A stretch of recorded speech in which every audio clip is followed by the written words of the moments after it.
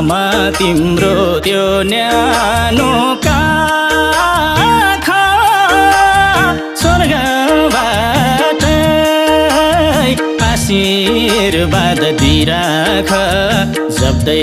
नाम थप्दै तिल बाल्दै दियालो तिम्रो फोटो हेरी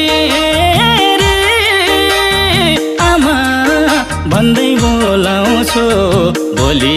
सुन्न नपाउँदै हुन्छ उज्यालो